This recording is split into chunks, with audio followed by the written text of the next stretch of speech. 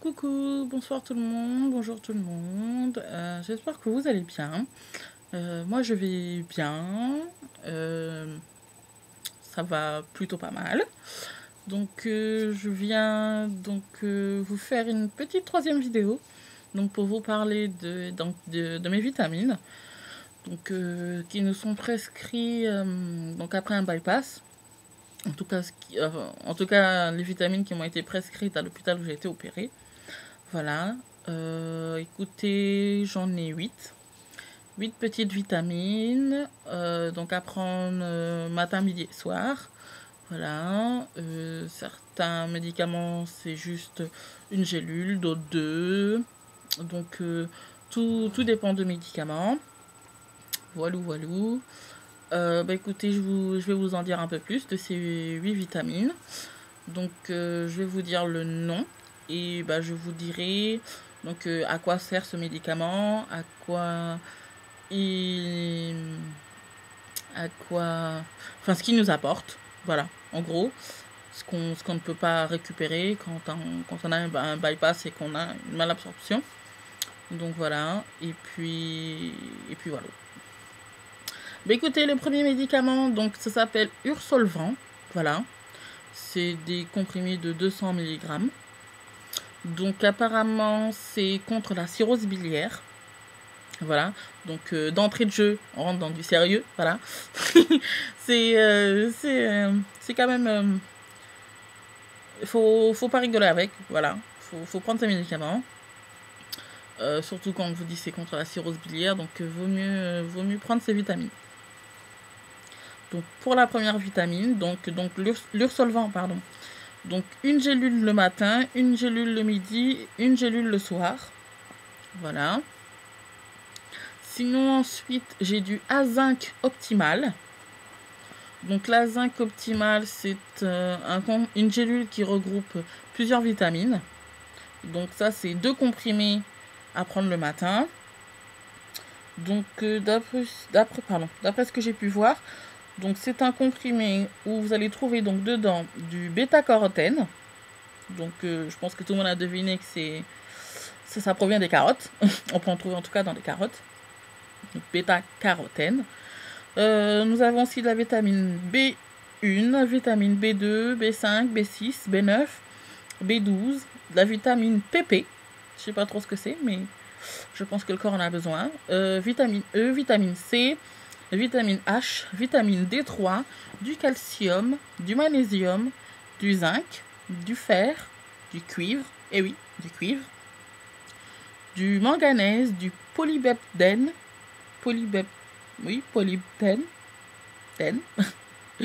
du sélénium et du chrome. Voilà, donc c'est tout ce que vous allez trouver dans une seule gélule d'Azinc Optimal. Voilà, c'est plus qu'optimal. donc 2 comprimés à prendre le matin. Voilà. Après, nous avons du tardiféron. Donc le tardiféron, comme vous pouvez presque constater dans le nom, il y a fer. Donc c'est pour tout ce qui, c'est pour pallier tout ce qui est anémie, anémie, donc fer. Voilà. Quand on manque de fer, pardon. Il est assez courant que les femmes enceintes en prennent aussi. Voilà. Je le sais parce que j'ai une sœur qui a dû en prendre pendant sa grossesse. Donc c'est soit du tardiféron, soit il y a un autre médicament en tout cas qui fait le même effet. Donc ça c'est 2 comprimés le matin. Voilà, j'aime bien les prendre. En plus elles sont roses. Les petits comprimés ils sont roses, donc c'est toujours chouette. Ça met du baume au cœur le matin. Après, donc nous avons Orocal D3 500 mg. Donc ça c'est 2 comprimés à sucer le soir. Par contre j'aime pas du tout. C'est à l'orange. Donc d'après eux ils ont mis un arôme, mais j'ai vraiment du mal.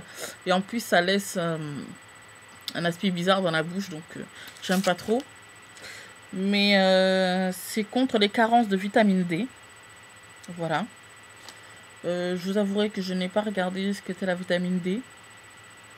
Mais si ça m'est prescrit, c'est que le corps en a fortement besoin et que si on est en carence, c'est pas bon. Donc voilà, c'est contre la vitamine D. Contre les carences de la vitamine D, pardon. Ensuite, nous avons donc du Benerva.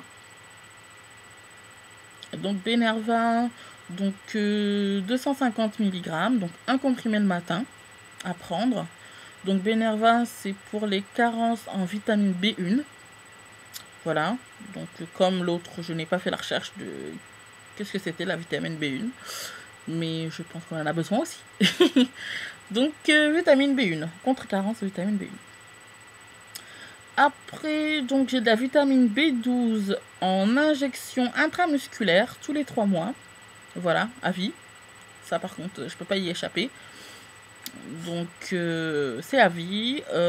C'est la vitamine B12, d'après ce que j'ai pu lire, c'est très très très important. Voilà, parce qu'apparemment ça aide donc pour les globules rouges, pour la division cellulaire. Donc pour les cellules du corps en général, le système nerveux, donc voilà. J'ai vu aussi que les gens qui sont en... les gens qui font... C'est pas le jeûne. Oh, j'ai un trou de mémoire, pourtant je le sais. Je me rappelle plus du mot, mais en tout cas pour les gens qui ne mangent pas de viande, voilà, tout ce qui provient des animaux, voilà, j'en suis sûre que le nom vous est venu, mais moi il me vient toujours pas. donc en général ces personnes l'ont aussi. En général pour eux, on leur conseille de le boire, voilà, en général c'est sous forme de... dis donc j'en ai des trous de mémoire. C'est sous forme d'ampoule, voilà. C'est sous forme d'ampoule. Donc pour ceux qui ne mangent pas de tout ce qui provient des animaux, on leur conseille de le boire. Et bah, pour nous, les bypassés en général, c'est une injection intramusculaire. Voilà, donc c'est direct. Sinon, après, nous avons du pantoprazole, 20 mg. Donc un comprimé le soir au coucher. Voilà. Donc pantoprazole, c'est contre les ulcères duodénales. Donc si je dis pas de bêtises, je pense que c'est presque à l'endroit où on coupe l'intestin. Enfin, c'est le début de l'intestin. Je crois que c'est à cette partie-là qu'on coupe pour les bypasser. Je pense, si je dis pas de bêtises. En tout cas, le mot me dit quelque chose. Voilà. Donc c'est contre l'ulcère duodénal, contre l'ulcère gastrique et contre les œsophagites. Voilà. Tout ce qui est reflux. Voilà. C'est pour éviter tout ça. Et enfin, nous avons du Protifar. Donc Protifar, c'est une grosse boîte de farine. Ça ressemble un peu à la farine pour bébé, mais c'est pas du tout pour bébé. Donc c'est de la protéine en poudre. Voilà. Donc vu que notre corps n'assimile pas tout maintenant avec un bypass, donc on a aussi de la protéine en poudre. Donc en général, c'est une cuillère à soupe par jour. Voilà, vous pouvez le diluer dans votre yaourt. C'est ce que je fais. Sinon, bah, vous pouvez manger la cuillère à soupe. Voilà. Et la faire fondre avec votre salive. C'est un goût neutre, donc il n'y a pas de souci. Vous pouvez le saupoudrer sur quelque chose. Il n'y a pas de souci. Le goût est vraiment neutre. Ça a le goût de... Ça a presque le goût de farine pour bébé, mais voilà, c'est neutre. On va dire que c'est presque vanillé. Voilà. Pour ceux qui veulent un peu plus de détails. On va dire que c'est un petit goût vanillé. Bah écoutez, voilà, j'ai fait le tour. Donc ce sont mes 8 vitamines à prendre donc quotidiennement. Quotidienne. Voilà, à prendre. Tous les jours. En tout cas. Donc comme vous pouvez le constater, donc il y en a à prendre le matin, d'autres le soir, d'autres le midi. Donc la plupart sont des comprimés. Sauf le Protifar, donc comme je vous ai dit, c'est de la poudre. et la vitamine B12 qui, elle, est en ampoule, donc à se faire injecter par une infirmière, bien évidemment, donc en intramusculaire. Voilà, bah écoutez, pour moi, depuis mon bypass, donc aujourd'hui, ça fait 27 jours de bypass. Je suis à moins 8 kilos, voilà. Moins 8 kilos, c'est plutôt bien. C'est plutôt pas mal, je suis plutôt contente. Je le sens déjà un peu. Bon, on me dit que j'ai dégonflé, donc c'est cool. Tant mieux si les gens le remarquent que j'ai perdu un peu de poids. Sinon, moi je le sais par rapport à mes fesses. Elles sont beaucoup plus molles. Voilà, c'est moins dur, moins compact. La peau est beaucoup plus molle, elle se détend. Au niveau du ventre aussi, j'ai le ventre qui commence à pendouiller sévèrement. Voilà, la peau se relâche pas mal. Donc pour l'instant, c'est ce que j'ai pu remarquer. Donc le ventre et les fesses. La peau est beaucoup plus molle, beaucoup plus détendue. Je pense que je devais avoir de la graisse assez compacte. Et donc là, avec les moins 8 kilos, bah, c'est un peu plus mou. Voilà. Bah, écoutez, je pense que j'ai fait le tour. Je vous ai parlé de mon hospitalisation la dernière fois. Aujourd'hui, les vitamines. Je vous ai dit le poids que j'ai perdu à peu près donc en 27 jours. Bon, écoutez, 27 jours. Il me reste 3 jours pour faire un mois.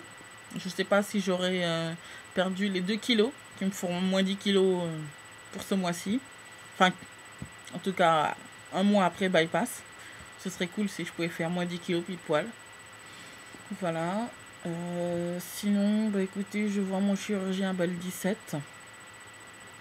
Je revois mon chirurgien le 17. J'espère qu'il sera content de moi.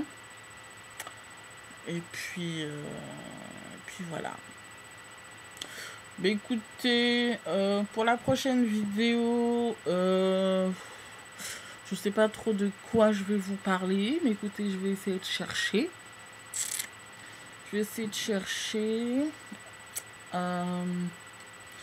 Si vous voulez me poser des questions, il n'y a pas de souci.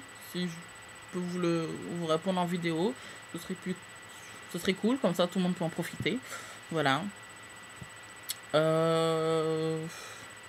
Sinon, qu'est-ce que je pourrais rajouter d'autre? Bah, depuis la dernière fois, j'ai pas refait de dumping, donc c'est plutôt cool. J'ai pas refait de dumping.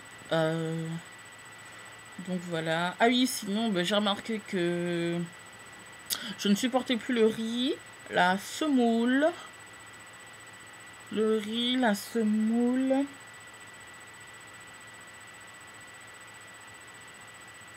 Le riz, la semoule. Je crois que c'est tout. Voilà. En tout cas, j'ai vraiment du mal avec le riz et la semoule. En général, bah, ça descend, mais ça reste coincé. Ça me fait très mal. Et en général, bah, je rends. Voilà. Tout refait demi-tour. Donc, c'est pas cool. Mais voilà, j'ai pu remarquer. J'ai testé 3-4 fois à plusieurs jours espacés, que ce soit le riz ou la semoule. Ça passe vraiment plus. Donc, en tout cas pour l'instant, j'espère que ça ira mieux. Parce que moi, j'aime bien le riz. J'aime bien le riz. Donc, j'espère que ça ira mieux dans quelques mois ou dans quelques années. J'espère quand même pouvoir manger du riz. Ah oui, pour la viande aussi, j'ai remarqué, si elle est vraiment trop sèche, j'ai du mal. Ça bloque. Voilà, les viandes trop cuites ou pas assez juteuses, j'ai vraiment du mal. Il faut vraiment que la viande soit très tendre. En fait, il faut que ce soit limite une viande qui ait la même tendresse que du confit de canard. Voilà. Il faut que ma viande soit ultra molle, ultra juteuse, qu'il n'y ait pas de soucis. Voilà. Donc, voilà. Donc, j'ai pas testé autre chose pour l'instant qui me fasse de blocage. Ah oui, par contre, le lait. Je supporte le lait, mais vraiment à petite dose. Voilà. Une tasse entière de lait peut me donner un petit malaise. J'aurais pas de dumping, mais j'aurais un petit malaise, je me sentirais pas bien. J'aurais envie de rendre. J'aurais des nausées, je me sentirais nauséeuse. Mais j'aurais pas de dumping, mais le lait à trop grande en trop grosse quantité, je supporte plus. Voilà. Il me faut vraiment une demi-tasse ou pas grand-chose de lait. Voilà. Hier, j'ai voulu me faire du chocolat chaud, j'ai fait une tasse entière. Après avoir bu plus de la moitié, je commençais vraiment à me sentir pas bien. D'ailleurs, j'ai rendu une partie. Voilà, donc le lait, petite quantité. Mais écoutez, je pense que c'est tout. Je vous fais de gros bisous. Surtout, n'oubliez pas de vous abonner.